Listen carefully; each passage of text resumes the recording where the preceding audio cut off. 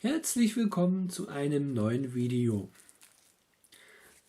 Das ist mein Intel Sandy Bridge Computer, bei dem mal wieder ein Prozessor-Upgrade ansteht.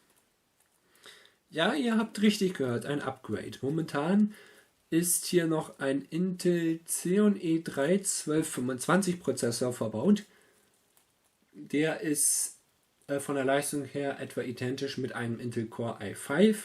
Er hat 4 Kerne, taktet mit 3,1 GHz im Basistakt und kann auf bis zu 3,4 GHz übertaktet werden per Turbo Boost. Ja, und es steht mal wieder ein Prozessor-Upgrade an. Na, mit einem neuen Intel Core i5 oder Intel Xeon E3, also irgendwas mit 4 Kernen aufzurüsten, macht natürlich eher weniger Sinn. Was danach kommt, ist der Intel Core i7 oder ein Intel Xeon E5. So. Und der Prozessor, für den ich mich entschieden habe, der steckt hier drin. Na gut, ist jetzt nicht so fachgerecht verpackt, aber ich denke mal, es geht noch. Immerhin nicht irgendwie in Küchenrolle oder in Toilettenpapier, Zeitungspapier. Naja. Ach so, man kann ihn dann hier so rausholen. Mal sehen, was das für einer ist, ne? Ja. Wie haben sie den hier verpackt? Oha. Nochmal in Pappe hier eingepackt.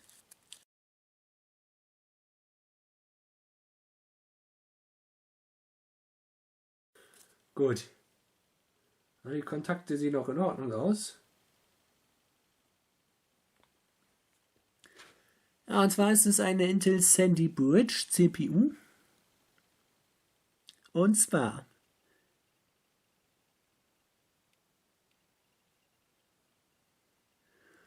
ja, das hier ist ein Intel Core i7 2600, den ich gebraucht mal wieder gekauft habe. Der hat 4 echte Kerne plus Hyper-Threading, sodass er auf 8 Threads kommt und 8 Threads eben halt parallel verarbeiten kann. Dieser Prozessor hier taktet mit 3,4 GHz Basis und mit 3,8 GHz Turbo Boost Takt. Und dieser hier hat mir lediglich, aber als voll funktionsfähig beschrieben, 120 € gekostet. Gut, für den Preis kriegt man natürlich keinen neuen Intel Core i7 2600. Das hier ist die Nicht-K-Variante, kann ich also nicht frei übertakten.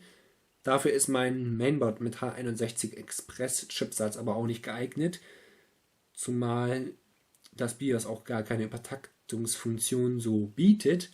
Da müsste ich mir dann auch wieder ein neues Mainboard kaufen, das wollte ich dann ja vermeiden. Und die Spannungswandler sind auch nicht gekühlt. Die machen das dann auch nicht mit. Naja, dann werde ich den Prozessor jetzt hier einbauen und dann kann man meinen Computer schon als Höllenmaschine bezeichnen, würde ich mal sagen. Gut, die Grafikkarte ist jetzt noch eine Nvidia GeForce GTX 750 Ti. Ich habe gesehen, dass man auf dem Gebrauchtmarkt auch ganz interessante Grafikkarten bekommt. Aber mich stört die Grafikkarte nicht, die ist ganz gut. Heute habe ich mal wieder Cities Skylines gespielt und das läuft ganz gut mit der Nvidia GeForce GTX 750 Ti. Ich glaube nicht, dass ich sie demnächst gegen ein besseres Modell austauschen werde.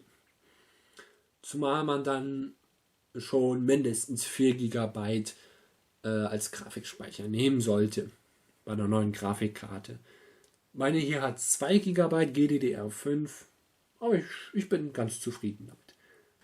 Dann werde ich jetzt den alten Prozessor aus dem Sockel nehmen, dafür hier den Turmkühler erstmal demontieren und dieser Silence Turmkühler, der kommt dann auch wieder auf den Intel Core i7 2600.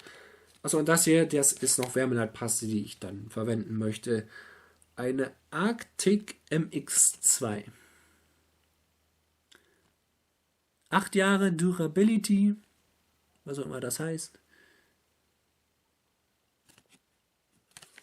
Naja. Und die hier soll schon für einen ganz guten Temperaturübergang sorgen. Naja, zumindest laut dieser Tabelle hier. Und sie soll keinen Strom leiten und auch nicht statisch aufladbar sein, dementsprechend.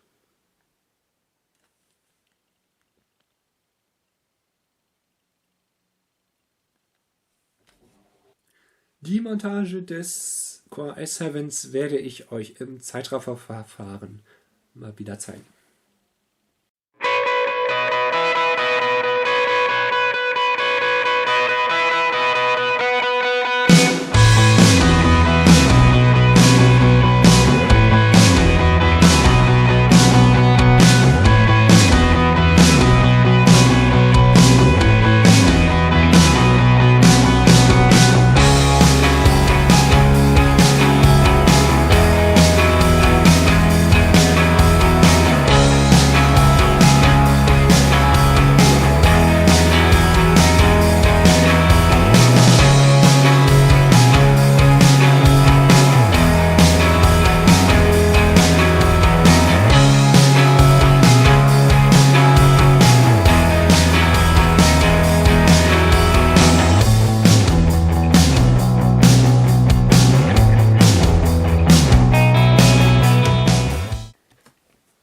Ja, dann lasst uns mal sehen.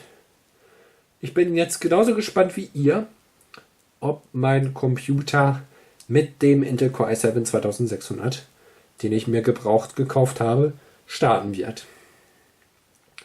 Aber ich denke doch mal schon. Gut.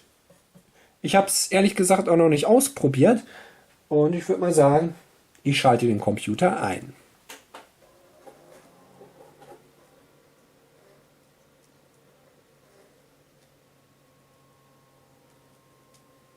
Ja, eben ins BIOS gehen.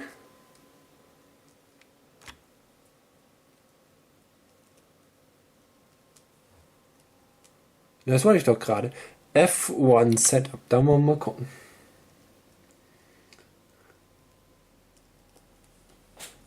Gut.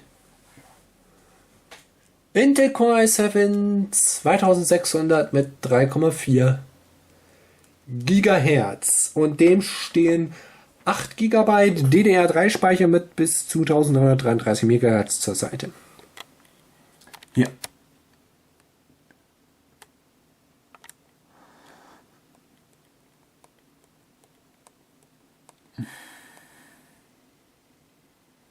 Ja, schön. Das sieht doch gut aus. Ja, gut, dann funktioniert's. Nicht schlecht. CPU 36 Grad, das sieht in Ordnung aus.